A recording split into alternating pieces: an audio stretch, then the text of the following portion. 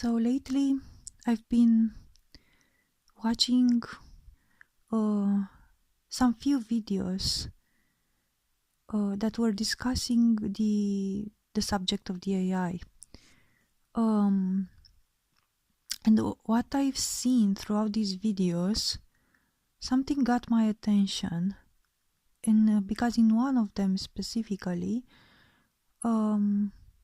the person which was discussing and basically being pro AI and promoting it, actually being one head of a company which is developing high AI solutions at this moment. What got my attention was some form of keywords that were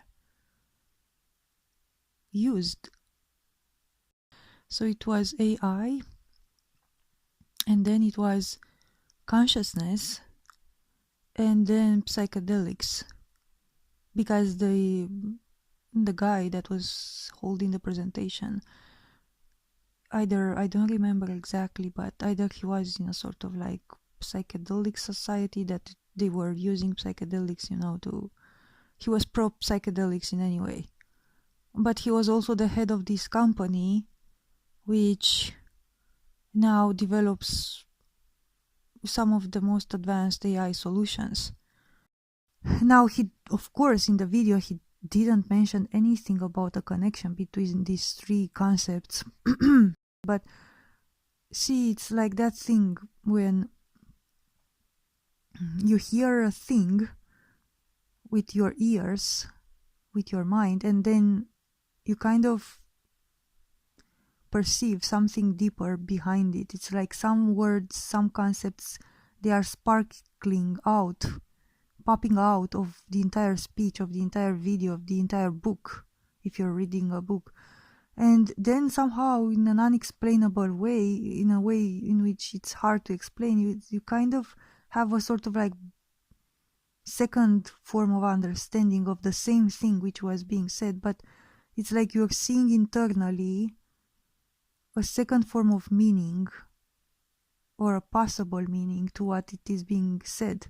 And it's like you don't create this, like when I look at these videos, or I don't want to create this secondary meaning. It's just like, it's almost like something in me pops it out and shows it to me. It just like pops out these words. It's like glowing them, glowing them out of an entire speech, highlights these specific words, and then I kind of can foresee or see somehow another trend or another meaning behind what was being said. And this is what happened in this case when I looked at this video specifically. I kind of saw a sort of connection between these three words: AI, consciousness, and psychedelics. And I kind of knew internally, I don't know how to explain it. I just kind of knew internally that, oh, I think these guys, they might have in their mind, or they might plan to, in the future, to unite these concepts somehow. To use the AI as a sort of tool for explorations in consciousness.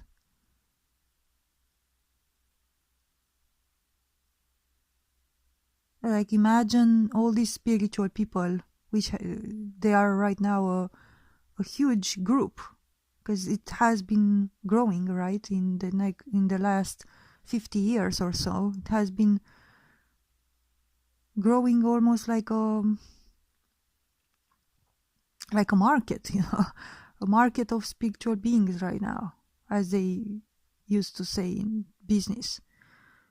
And these are many. And all these spiritual beings, they are interested in consciousness, and they are interested in exploring their consciousness. Many of them have done psychedelics. And they are interested to discover more of what their mind is about and their consciousness is about. And then imagine that simultaneously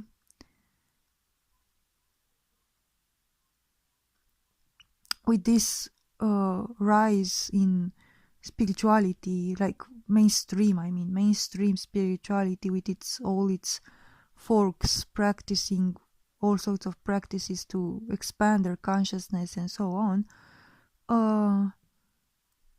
Simultaneously with this one, we know very well, there was this oppression being done on psychedelics, like a general oppression, the war on drugs, and psychedelics in some countries now they are legalized, but in many are not. And there was this constant pressure against psychedelics, and there was this war on consciousness, basically. Like, I don't know who phrased it this way. I think it was Graham Hancock. I think he was the one which actually spoke deeply about this war on consciousness, that we are not allowed to basically explore consciousness freely with the use of these visionary plants, as he described them. So on one hand, you have this growing trend of spirituality with all these people wanting to expand their consciousness and explore their consciousness. On the other hand, you create an oppression on this need that it's now growing. And by the way, here we can see the same tactic with creating a trend and then an anti-trend at the same time.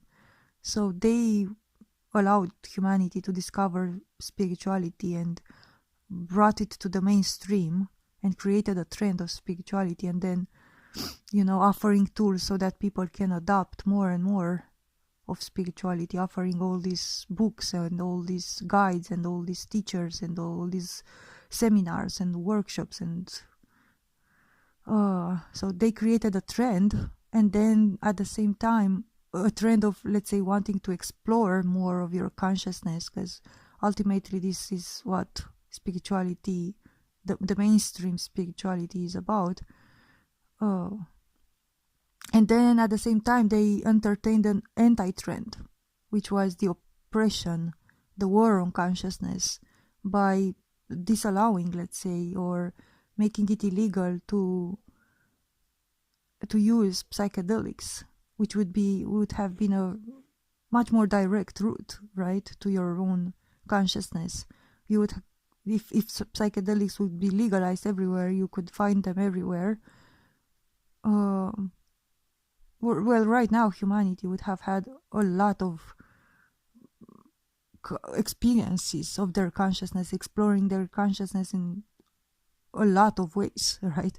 But this didn't happen because there was also this anti-trend created of the war on consciousness. So, yeah. On one hand, the trend with wanting to discover your consciousness, and the other trend with the war on consciousness, the oppression of it. So now imagine we had these two trends going on for the last, I don't know, from the 60s onwards, right? Because in the 60s it was a hippie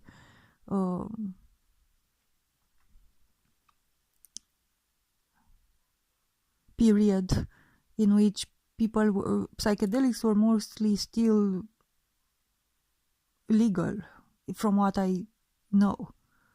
They're like spirituality and psychedelics went kind of hand in hand, but that was the last time when that happened, because if I remember correctly, it's like after that period psychedelics started being made illegal, so they splitted somehow. Spirituality, they continued to allow spirituality, but they forbidden psychedelics, whereas before they kind of went hand in hand. These hippies of the 60s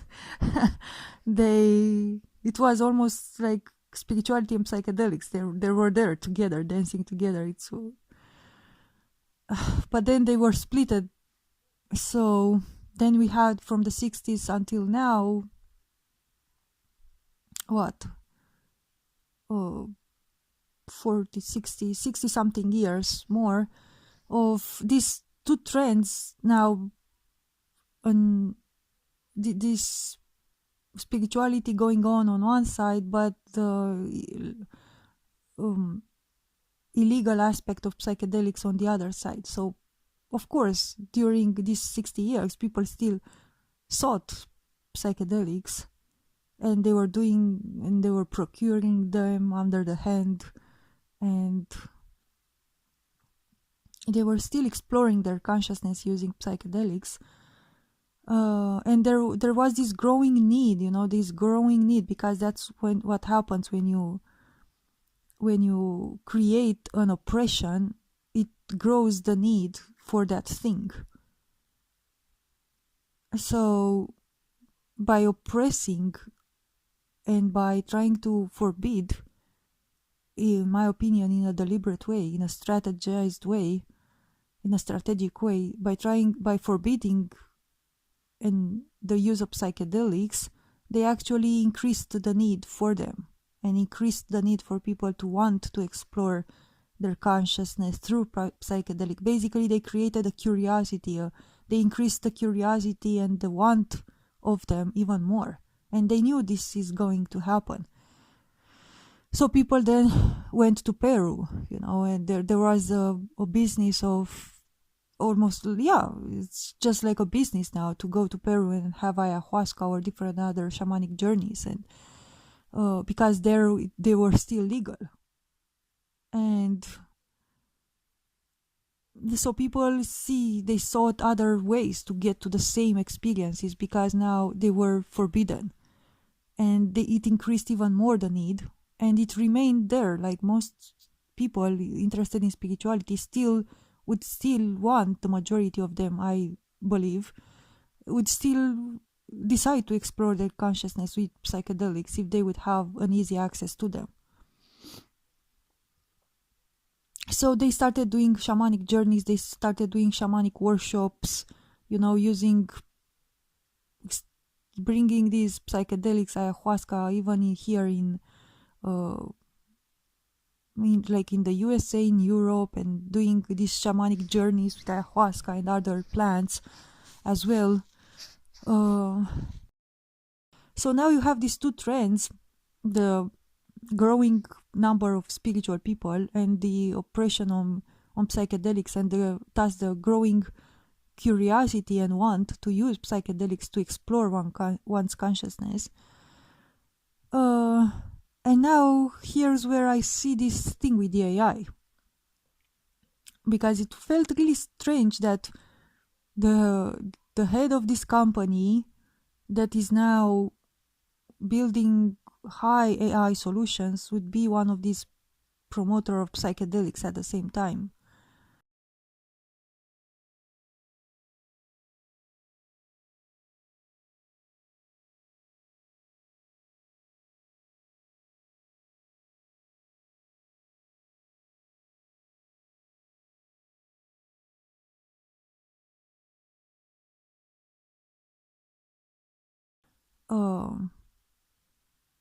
It was definitely clear, the message there.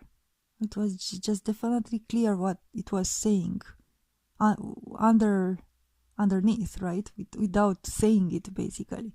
But the message was that somehow AI is connected to consciousness now and to psychedelics.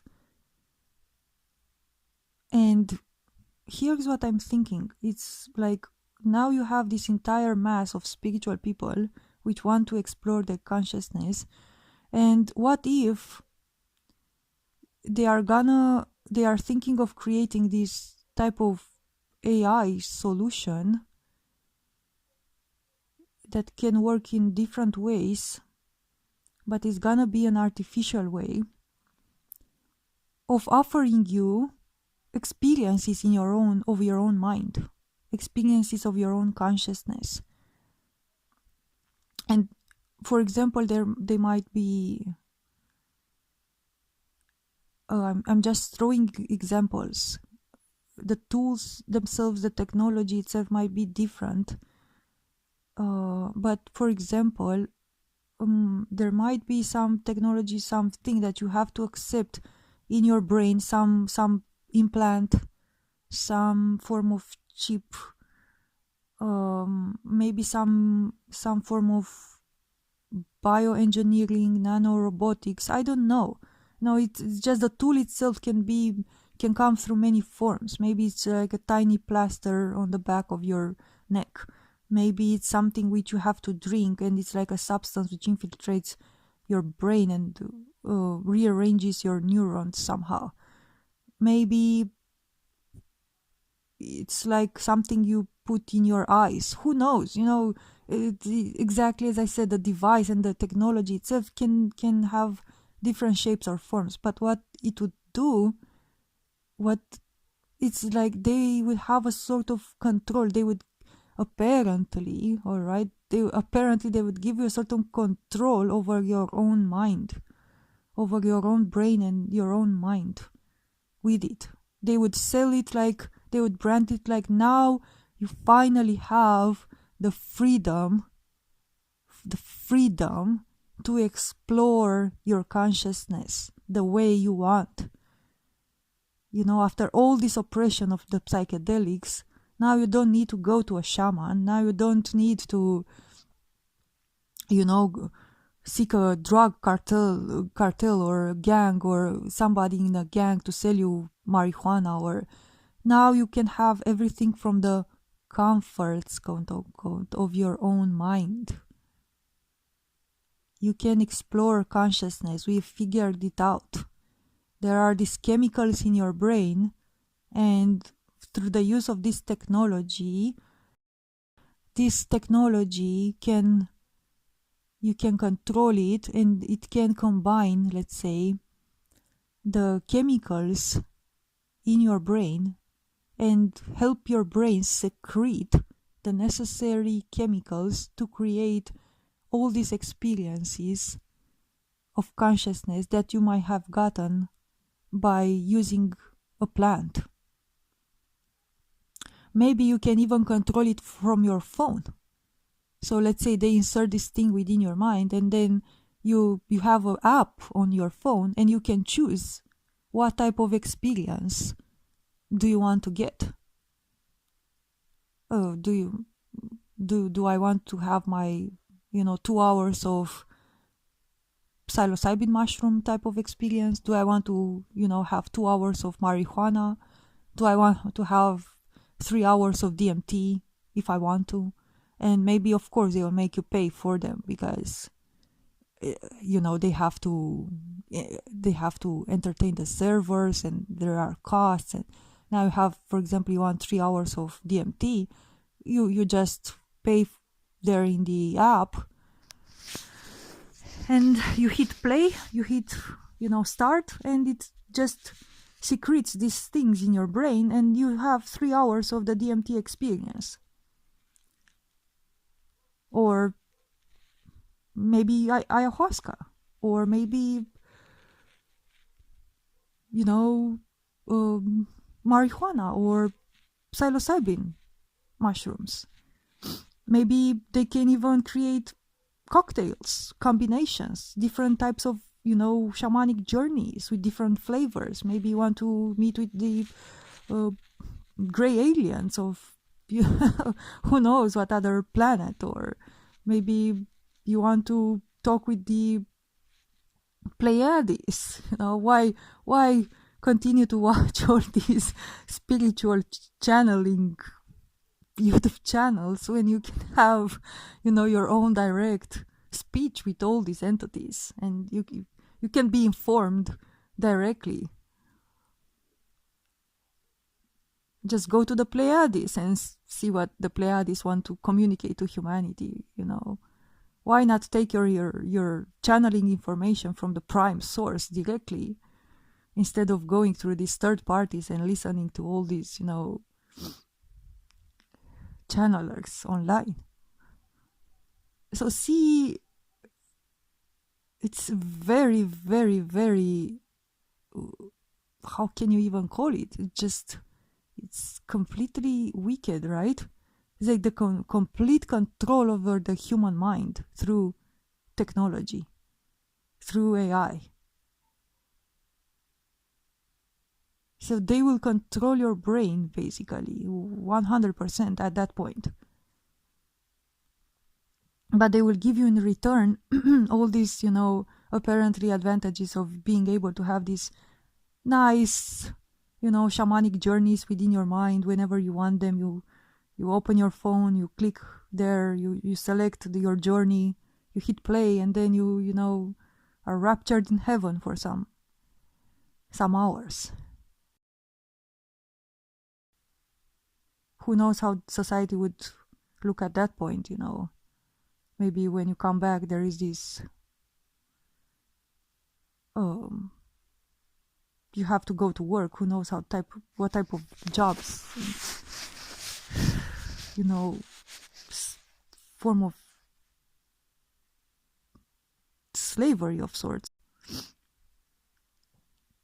But then late at night, when you get home after all the labor, you can produce in yourself, in your brain, all these experiences and be so free. While during the day you're so enslaved, and then at home you can have some hours of freedom to explore your consciousness. I'm not trying to make the most, dystopian image here. But there is like something drew my attention. I can put it like this. Something drew my attention to these concepts, to these words. AI, consciousness, and psychedelics. So imagine that at that point, if this would be so, and there would be indeed such a plan in a way to direct humanity to this type of scenario, imagine that many would want to adopt this technology, perhaps. Especially, why do I feel that if this would happen, they would first start targeting the spiritual people? All of these people that try to, raise their consciousness and so on through different type of practices of meditation and breathing exercises, and would now be offered a simple solution to explore their consciousness in an unprecedented way. Why do I feel that if this happens, they might start from the spiritual communities and target them with this solution?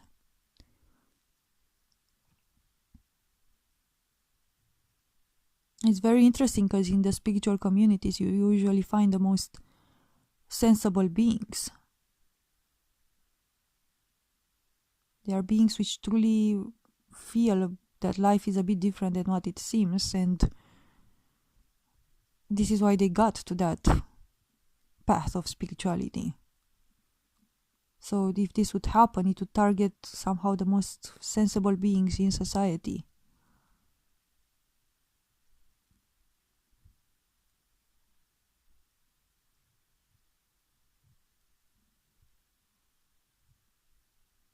So yeah, these were my thoughts and my internal sensations on this.